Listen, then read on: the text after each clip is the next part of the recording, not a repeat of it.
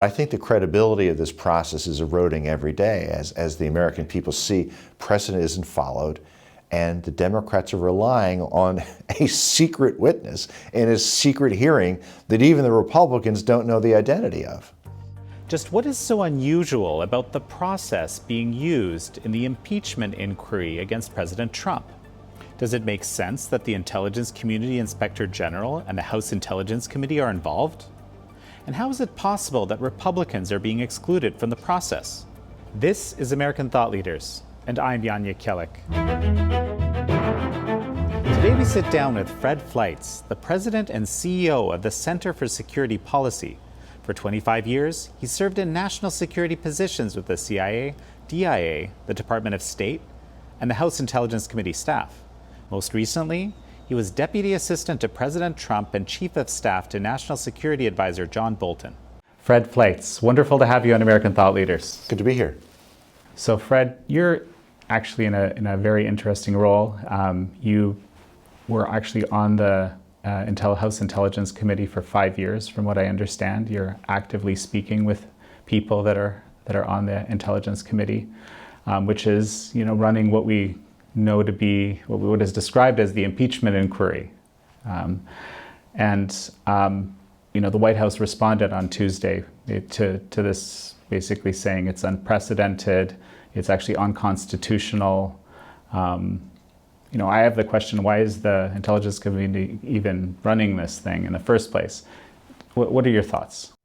Well, there's a lot to talk about here. Let's start out with that this is really an unprecedented and extremely unfair process. And consider that we have an effort by the Democrats to impeach a president using a secret witness the American people will not hear from, who will testify in a secret hearing with his appearance and voice obscured and from a remote location, so that Republicans don't know who this person is and can't question him face to face.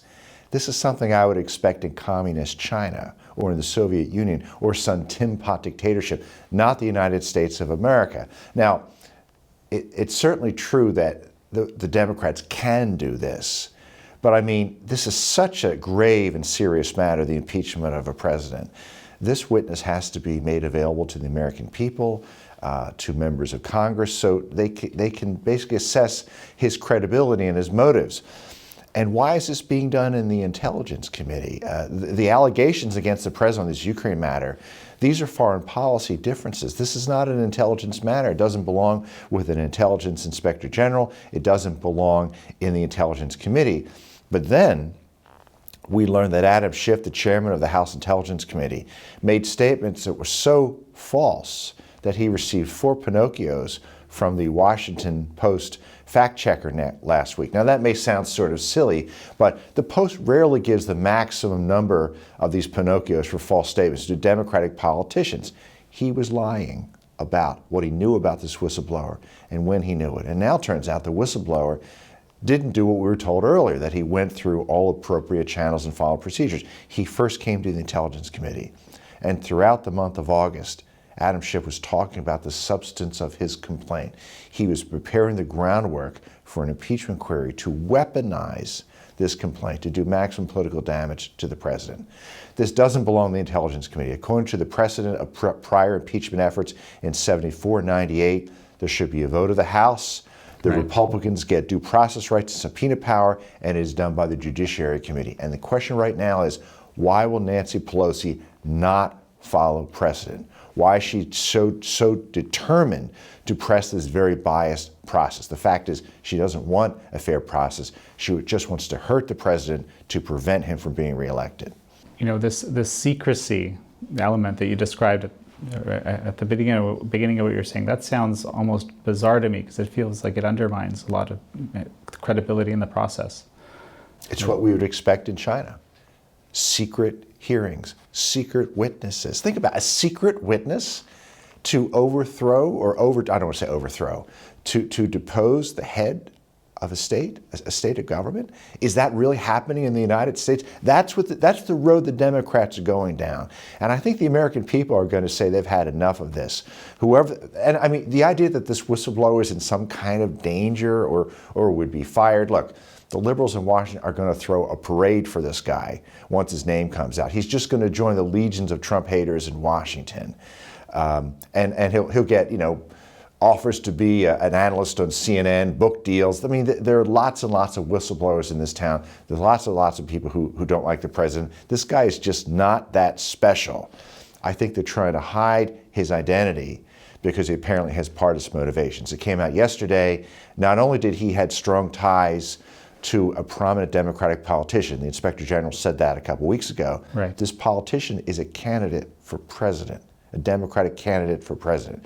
So let me put forward to you something we need to know. What if that candidate is Joe Biden? What if this person worked at one time for Joe Biden?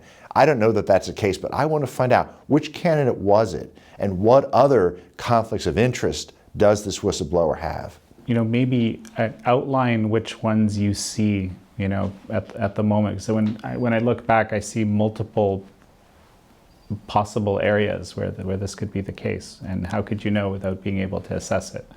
But what are they? Look, first of all, this may be a patriot who is concerned for ethical reasons. We don't know yet. We don't know who it is. So, we had to stipulate that at the beginning. There are reports that this whistleblower is someone who started at the National Security Council, detailed there from the CIA in the Obama years, and he left in 2017. I have a name. This name is circulating all over Washington. Many reporters came to me with the same name. I think I know who it is. If it's this person, it's someone who has a record of partisanship. I hope it is not this person. But if it's someone who is launching this complaint because he just has great hatred for the president, the American people need to know that, Congress needs to know that, and it would really significantly erode this so-called whistleblower's credibility. There's multiple irregularities in how this is being done. Of course, there's the Intelligence Committee instead of the Judiciary Committee. I mean, what irregularities do you see? Well, I mean, the main thing is that they're not following established precedent to do this. There should be a vote of the House. It should be handled by the Judiciary Committee. If an intelligence officer or any other federal employee has some type of complaint based on ethics or misconduct by the president or anyone else, they should bring it to the appropriate authorities, but not to an intelligence inspector general. They could go to the Judiciary Committee, the FBI, the Foreign Affairs Committee of the House, Foreign Relations Committee of the Senate, Armed Services Committee, the Justice Department. There's places to bring these concerns. But when you go to an intelligence inspector general, you're bringing politics and policy disputes into the intelligence community. Intelligence analysts are not supposed to make policy. They're not supposed to, they inform policy, they don't make it. This is really crossing a big red line. That's very interesting. And of course, this person should have known that. I think this person probably is a bit of a partisan, and there are many intelligence officers who can't resist getting involved in politics and policy, and they shouldn't do that.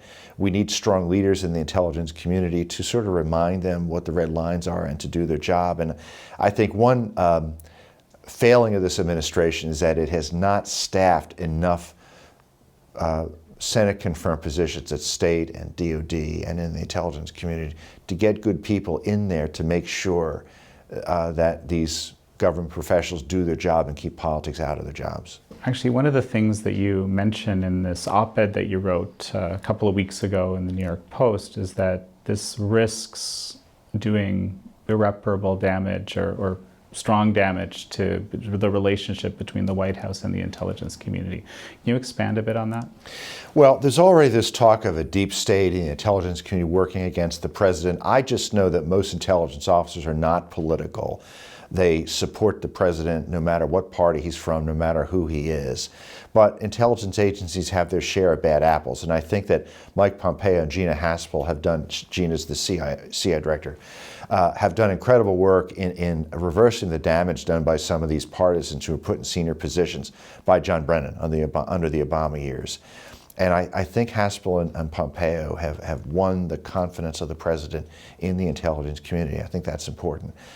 These whistleblowers are going to blow all that. They're going to set us back severely, and this is dangerous for our national security. The president needs intelligence to make good foreign policy decisions if he's just not going to listen to the intelligence community because he thinks they're partisan, they're working against him. And it really sets up a very dangerous situation for our national security. After this complaint came out, so to speak, the White House clamped down on those made sure that those communications were protected, communications with foreign heads of state, and so forth. When I see this, does this create a problem for other heads of state to actually speak to the president? First of all, most of that story is not true. I was executive secretary of the National Security Council. Yeah.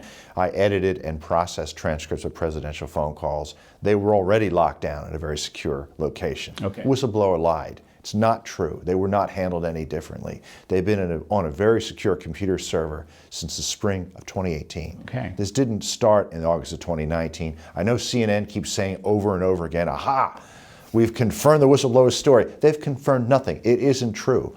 And I don't doubt that there could be a White House official who spoke out of turn and may have said such a thing, but it isn't true. And I've checked this since I left. I've talked to NSC officials. I don't know how this material could have been better secured. Now, some people say, well, it's an abuse to put these presidential phone calls on a very secure server because they're not that sensitive. Well, some of them are, like when the president calls another leader and wishes them happy birthday. Why would we put that on a secure server? The determination of whether something is sensitive or not is sometimes hard, but the reason they're on a very secure server is because they were in significant danger of being leaked. In early 2017, a series of these transcripts were being leaked by federal employees. Mm-hmm. The president doesn't want them leaked. They're confidential discussions between him and foreign leaders. And to make sure they're not leaked, they're put in a place where they can't be leaked from. And that is a very secure computer server in the NSC. If I was a foreign leader and I felt like something like this might happen, I would, be hesitant to take the call in the first place. That's terrible. These are candid discussions mm-hmm. between two heads of state. They have to be kept confidential. They can't be leaked to the press. The people who have access to them and the universe of those people is very, very small. They're trusted not to talk about them. And this whistleblower didn't have access to these transcripts. People told him about them. And look, they violated the confidence of the American people and the president by revealing this sensitive information to the whistleblower. This, call me, I know, weird to think this way, but it's almost like, if someone wanted to take, because this is, for what I understand, privileged information, right? Yes. Yeah. Which isn't something that should be shared, as you just mentioned, with almost anybody, right? Aside from the small group of people who have access. So, this almost, is this some sort of a roundabout route to try to leak privileged information? That someone's created now. It's a serious violation. This represents the internal deliberations of the White House. This certainly is covered by executive privilege. The president has to be able to protect documents that he uses to make his decisions. As he makes these decisions and has internal discussions, these things aren't supposed to be discussed, they're not supposed to be released. In a way, I sort of wish he hadn't released this particular transcript because I think it opened the floodgates for releasing more. I don't think he should release any of them. And as you said earlier, a lot of foreign leaders, they don't want these transcripts released either because they're talking candidly to the president and they may say things that they don't want their people to hear. So there's talk of more whistleblowers, right, coming out. Again, I say whistleblowers in quotes because we're not even sure if this term applies. Maybe you can speak to that as well. I don't know if you have any thoughts on it. Is this person indeed a whistleblower? Is that even an accurate designation?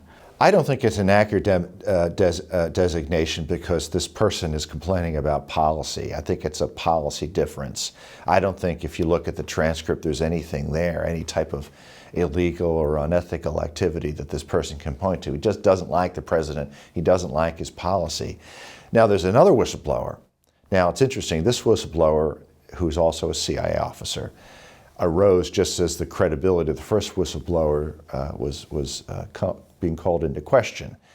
But the second one, I think, has even less credibility than the first one because he didn't bother to go through the motions of filing his whistleblowing complaint. He first leaked to the New York Times he was going to file one.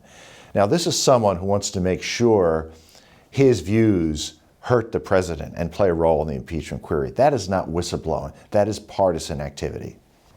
Is there even an impeachment inquiry taking place, given that there hasn't been a House vote? This has been a subject of a lot of deliberation as well. Well, the House can pursue impeachment any way it wishes, and this is an impeachment inquiry, even though Nancy Pelosi has ignored clear precedent on how to do this to make sure that it is fair and that the American people know that the president isn't being railroaded. But I think the credibility of this process is eroding every day as the American people see precedent isn't followed, and the Democrats are relying on a secret witness in a secret hearing that even the Republicans don't know the identity of. Given the four Pinocchios reference that you made earlier to the chair of the House Intelligence Committee, is it reasonable that he's running the inquiry? No, Pelosi made a serious mistake in asking Adam Schiff to do this. He has a record of strong partisanship. He was accused repeatedly by Republicans of leaking himself when he was ranking member in the first 2 years of the Trump administration. I think his extreme hatred of the president and partisanship makes him a very poor choice to head this effort. And as if we look at the record of what happened in August, where he clearly knew about the whistleblower's complaint and was trying to use it for political advantage before the complaint became public, and the American people are watching this. So we have this activity coupled with the idea of having a secret hearing with a secret witness. The Republicans don't know the identity of the witness. I just don't think this is going to have any credibility in the eyes of the American people. I want to understand a little more about how impeachment works, because you just said the House can basically do it any way they like, almost. So what does the House actually need to do this? Well, this is a good question, because when Pelosi's been criticized for not following process, Democrats and liberal talking heads on TV have said, well, look, the trials in the Senate, the Republicans don't need to call witnesses. They don't need to have subpoena power. That's not true. The House does the investigation. The trial takes place in the Senate. Okay. And the Republicans need subpoena power and ability to call witnesses as part of an investigation, as part of a fair and impartial investigation to make sure all sides are represented in this very serious matter. The House will conduct this investigation. It can vote for impeachment, which amounts to an indictment. That indictment is passed to the Senate, which conducts a trial, which is, I think, headed by the head of the Supreme Court. Okay. And if all the evidence gathered is done in secret and in a partisan way, as you're suggesting, what does the Senate have to work with? Well, the House under the Constitution has the right to pursue impeachment and then send their decision to the Senate. The Senate can refuse to act on it and simply dismiss it out of hand. I'd like them to do that. There shouldn't be a trial on this. And especially if they're using secret information, they've denied equal rights to the minority to pursue this. I think that the Senate, when it comes over there, they should simply vote this down, dismiss it. The other thing that just comes to my mind is I think isn't the bar for impeachment something like high crimes and misdemeanors? Yes. I haven't seen anything that would fit into that category. Of course not. And the Democrats have been looking for something to hook onto to say high crimes and misdemeanors ever since the president was elected. There's Democrats who wanted to impeach the president in his first months in office. Mm-hmm. And when the Russia collusion story fell flat, and it did fall flat, they've been looking for another reason to impeach him. And that's also something that the American people realize. This is like the boy who cried wolf. They're constantly trying to find some reason to take down this president because they simply will not respect the results of the 2016 presidential election. So what do you think happens next? I think that the Republicans are going to keep pushing for fair rights and precedent being respected. I think the Democrats now want to drag this out. I think now we're at 50-50 where there will be an impeachment vote. If that happens, the Democrats will vote for it. There's no chance it's going to pass in the Senate. But I'm just hoping very much that the Republicans simply don't pay any attention to this in the Senate and they dismiss it out of hand. And so what about Republicans in the House, aside from, strong statements by the ranking member of the House Intelligence Committee, for example, Nunes. Should the Republicans do, or can they do in the House? In the House, the minority has very few rights. They only have the rights that the majority agrees to give them.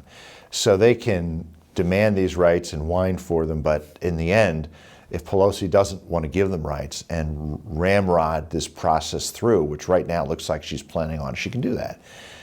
The Republicans are going to draw attention to what's being done here, that this is not a fair process, that the minority is not being given the rights they're supposed to have under precedent for an impeachment process. That's going to severely undermine this whole thing. And I think in the end, when the Americans see an extremely biased impeachment vote by the House that included a secret witness who Republicans don't even know the identity of, it's going to help the president get reelected. You know, I saw an interesting comment from an independent journalist, I think is a fair way to describe him, basically saying, you know, you don't have to be pro-Trump to be very disturbed that it's the CIA, it's a CIA operative that's basically launching this whistleblower complaint, that it's from the intelligence side. What do you make of that, such a comment? I think that's a real concern.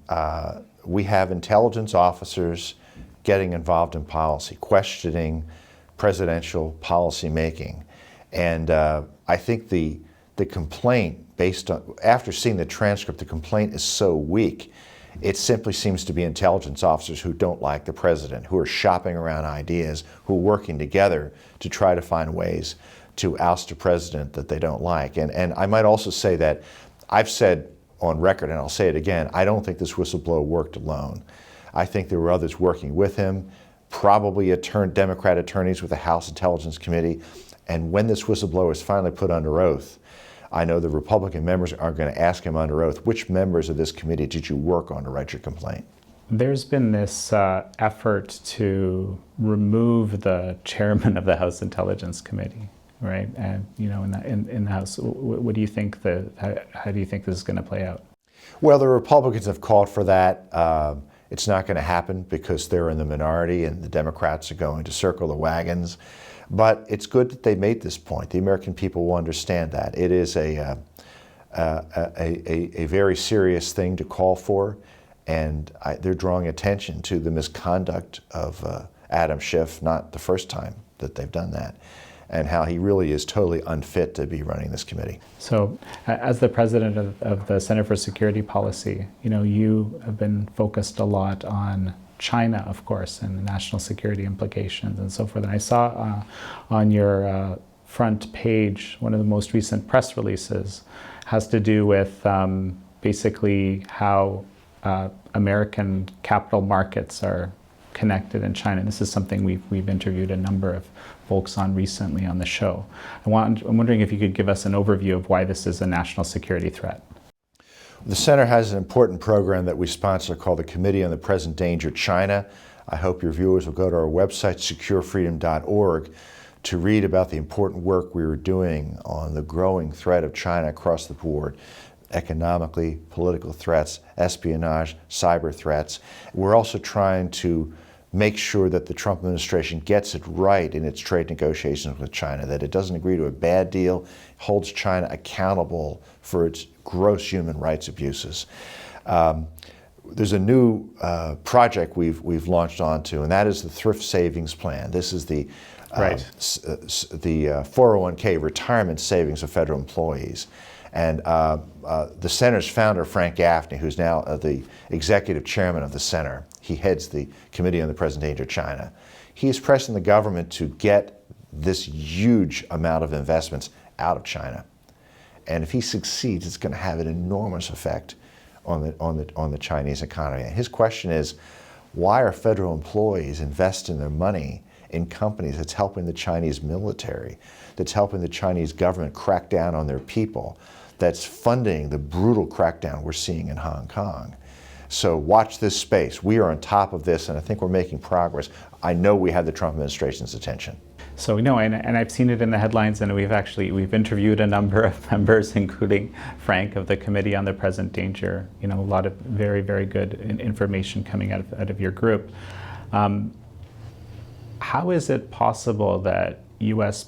pension funds, even the military, the key military fund, are investing in these massive amounts, and this is to the tunes of billions of dollars, right, in communist Chinese companies, some of which, and I think you identified this, are even doing terrible things in Xinjiang province to the Uyghurs and so forth, right?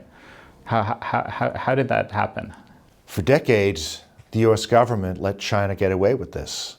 We didn't stand up to predatory trade practices, theft of technology. We just traded with the Chinese thinking that, we'll engage in free and fair trade with China and China will evolve. No, China is a mercantilist state. It is a brutal dictatorship. If the U.S. government isn't holding the Chinese government accountable, why would these companies and pension funds do that? So this is the time to push forward on all fronts, not just in trade with China to demand free, fair, and equal trade, but to also tell U.S. companies and pension funds they have to hold the Chinese government accountable too.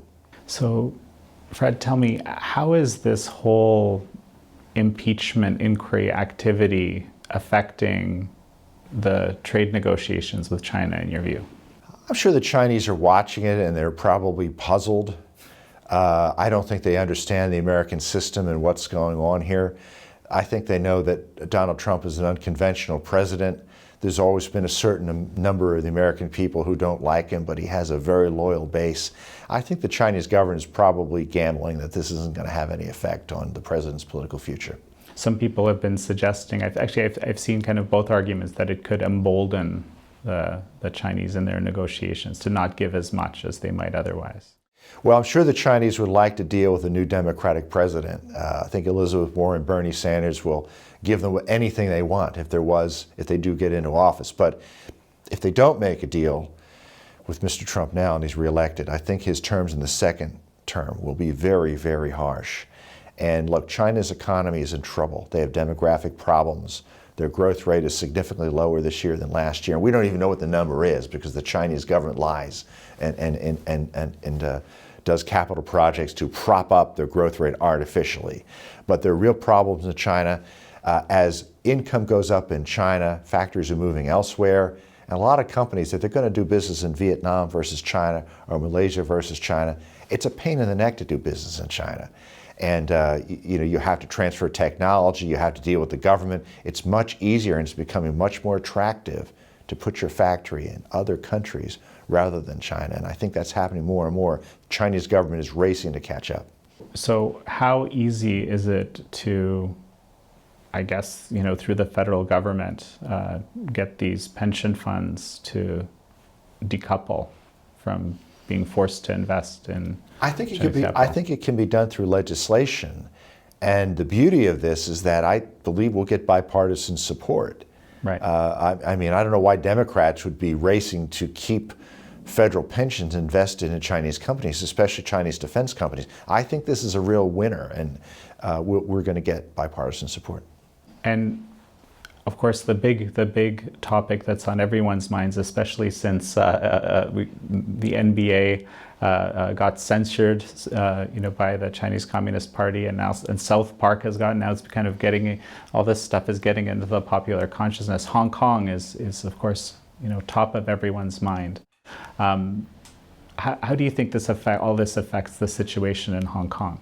Well, you have to admire the people of Hong Kong standing up for their rights and fighting for democracy against impossible odds. And these young people going on the street, knowing very well they could be beaten to death or put in prison for the rest of their lives because they're trying to stand up for democracy. We know those Chinese troops are just across the border and they could go in and devastate the whole former colony in an instant. I think it's important we stand with the people of Hong Kong, and I'm embarrassed at the NBA for what they did. And I think that has to be the next step in the Committee on the Present Danger of China and other organizations standing up for the Chinese people, standing against the Chinese communists, that we can't tolerate such cowardice by an American company.